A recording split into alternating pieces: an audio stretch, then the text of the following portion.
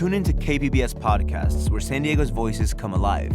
Don't let the algorithm tell you what you like. Find things that you really enjoy. It's really powerful to see how the voice of the students impacted so much change. Seguimos aquí. We're still here. Listen now to kpbs.org/podcasts or wherever you listen.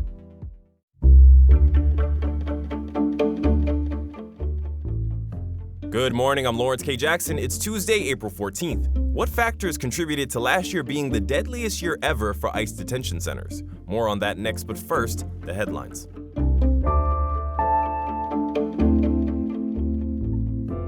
Scripps Health just received nearly $13 million to study how stem cells can repair knee injuries. The funding comes by way of the California Institute for Regenerative Medicine and goes towards funding laboratory-based tissue, cartilage, and bone injury repair surgeries in animals. A statement from Scripps says that the goal of the research is to show that implanting engineered scaffold-free tissue to repair injuries in animal models is both safe and effective. Following the grant's 5-year period, researchers say they plan to submit a new drug or biological product to the FDA. If approved, Scripps could then begin clinical trials in humans. Starting today, San Diego is serving as host to the Magnet Schools of America's annual national conference. The conference, which features keynote speakers and expert-led sessions on leadership development, kicked off yesterday and goes through this Friday. Throughout the week, more than 1,400 administrators and educators will tour schools and classrooms across the city. Magnet schools are public schools that offer specialized programs like performing arts, STEM, world languages, and others. According to SD Unified, more than 17,000 students in San Diego are currently enrolled in Magnets.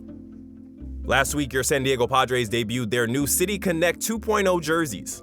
The jerseys are Dia de los Muertos themed, featuring a shoulder patch of Day of the Dead icon La Catrina with a flower crown surrounded by ofrenda candles. The Padres say the new 2.0 jerseys are a celebration of two countries, two cultures together as one in honor of our binational region. Our media partner KGTV caught up with Padres CEO Eric Grupner, who says the jerseys are also meant to honor the role of the matriarch in Hispanic and Latin American culture. And that really resonates with a lot of our players. Manny Machado and Fernando Tatis have very close relationships with their mothers. The Padres first wore the unis this past Friday against the Colorado Rockies, winning the series in a sweep. Reporter Jake Gatto will bring us a Price of San Diego story that looks into the cost of catching a Padres home game at Petco Park. More on that later this week. From KPBS, you're listening to San Diego News Now. Stay with me for more of the local news you need.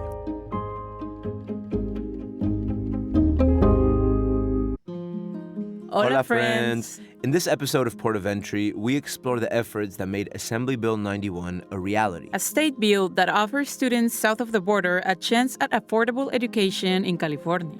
We chat with the individuals behind this bill and the advocates working tirelessly to keep the dream of education alive for all transborder students. You don't want to miss this episode. Catch it wherever you get your podcasts.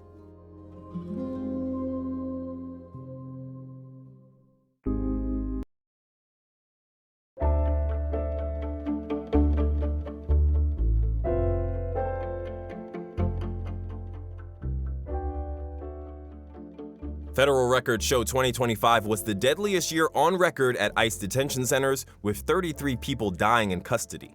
An investigation by the San Francisco Chronicle says more than half of those deaths happened due to severe medical delays inside the centers. Ko-Lin Chiang was one of the journalists who worked on the story.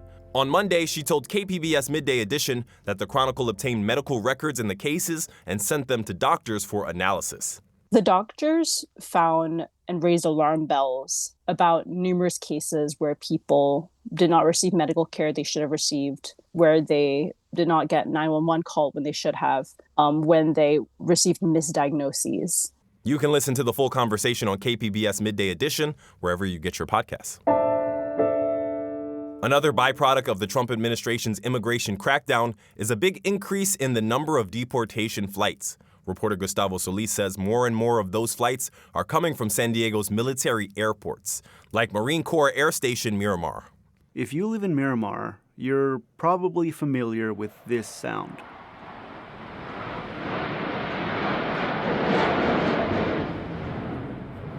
That's an F-18 Super Hornet. And this is what one of them sounds like flying right over your house.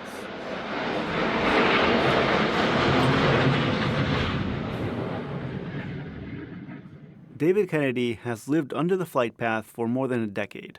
I've always kind of liked planes, and I live right next to Miramar, so I've gotten really used to listening to them and knowing what an F-18 sounds like, what a C-130 sounds like. And about a year ago, I started noticing a plane that just sounded different.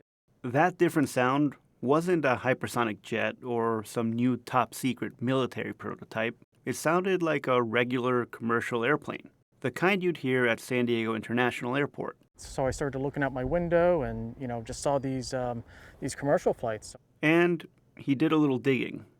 Noticed that these flights were going to Mexico, Panama, even India. He looked up the private carrier and realized that it does a lot of work for immigration and customs enforcement. That's when Kennedy reached out to KPBS and asked us to confirm whether ICE was using MCAS Miramar for deportation flights, which we did by reaching out to Human Rights First, an immigrant rights nonprofit that tracks ICE flights across the country. The scale has just dramatically picked up in the past year. Savi Avri runs the organization's ICE Flight Monitor program. This has been a really important initiative in giving people access to data to understand the scale and the scope of what is going on and how it's affecting local communities. The Human Rights First data confirmed Kennedy's observations. They documented 85 ICE flights out of MCAS Miramar in 2025. There were 0 in 2024. Of those 85 flights, 53 were deportations, and the rest were to transport detainees to various detention centers within the U.S. And around July, flights out of there really began to ramp up. During the second half of 2025, ICE averaged 12 flights out of MCAS Miramar each month. In a statement, the Marine Corps base confirmed that it acts as a location for civilian, military, and federal flights. But they did not comment specifically on the increased flights by ICE. Avri says this is an example of the Trump administration using the country's military infrastructure to advance his mass deportation agenda. So last fall, what we saw is that some other military airports started also being places where ICE flights were taking off. Although San Diego is home to the biggest land border crossing in North America, historically, it has not been a hub for deportation flights. For example, every ICE flight out of San Diego in 2024 was for domestic shuttles, meaning flying detainees to different areas within the U.S. But after Trump took office last year, there were more than 120 deportation flights out of both MCAS Miramar and San Diego International combined. Under Trump, what's been really striking is that San Diego has actually become a place where deportation flights take off from. Avri says that the ICE Flight Monitor program will continue to track deportation flights in civilian and military airports. Gustavo Solis, KPBS News. State and local leaders gathered in front of the San Diego Civic Theater on Monday to announce legislation to revive California's dying downtowns. Reporter Alexander Wen says the bill focuses on building more affordable, denser housing in cities' urban centers. Walking through some parts of downtown San Diego, and you see boarded up windows and graffiti on buildings where there were once vibrant shops. San Francisco Assemblymember Matt Haney has introduced a bill, AB 2074, to revitalize the urban cores in major cities across the state, including San Diego, by building more housing. San Diego Mayor Todd Gloria says the more people who live downtown, the more retail storefronts will pop up, and along with them, more jobs. I don't think it's an accident that on the other side of this building, we have 3 towers going in, nearly 1,000 units, and with them is coming a grocery store for this corner of downtown that has never had one before. So these are connected matters. The bill would streamline the approval process for projects for building high-rise, affordable housing and mixed-use developments near downtown transit hubs. Haney chose San Diego to announce the bill because he says the city has been doing many of the things the bill seeks to do. Alexander Wen, KPBS News.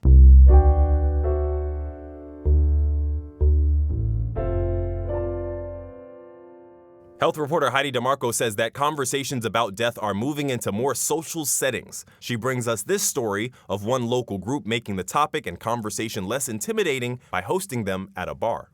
It looks like a typical night out at Poseidon Project. Drinks are poured at the Bay Park pub. Conversations flow. But the topic here is anything but typical. Raise your hand if you know what medical aid in dying is. About 50 people pack in for an event called Death Over Drafts. It's a modern twist on traditional death cafes. Krista Folkers is with Autonomy Health. It's a medical practice that helps patients navigate end-of-life decisions. They're hosting the event. She says it's designed to feel more like a happy hour. We knew that by offering an event that was at a bar with alcohol might appeal to the younger generation who seems more curious than they ever have. That curiosity is what drew Paul Amons. He's 26. I believe there's more people in my generation that are finding interest in these conversations, but coming to places like a brewery, it just makes the conversation easier. Heidi DeMarco, KPBS News. If you or someone you know needs help, contact the 988 Suicide and Crisis Lifeline by calling or texting the number 988. The excitement around space exploration doesn't have to end with the return of the Artemis II crew, as it's now International Dark Sky Week. Environment reporter Tammy Murga says there are a handful of stargazing events planned throughout San Diego County. About 10 miles northeast of downtown San Diego, you can find a surprisingly dark urban place to stargaze in Mission Trails Regional Park. The park is shielded from city lights by its vast mountain range. This Friday night, the park is hosting a star party. It's part of International Dark Sky Week. Jennifer Morrissey is with the Mission Trails Regional Park Foundation. It's an opportunity to get out, learn more about the night sky, how you can help create dark skies, and just a better environment for ourselves and nature. Dark Sky San Diego County has partnered with several organizations to host stargazing events through April 18th. For a roundup of stargazing events happening this week, visit kpbs.org. Tammy Murga, KPBS News. That's it for the podcast today. As always, you can find more San Diego news online at kpbs.org. I'm Lawrence K. Jackson. Thanks for listening and subscribing. By doing so, you're supporting public media, and I want to thank you for that. Have a great day.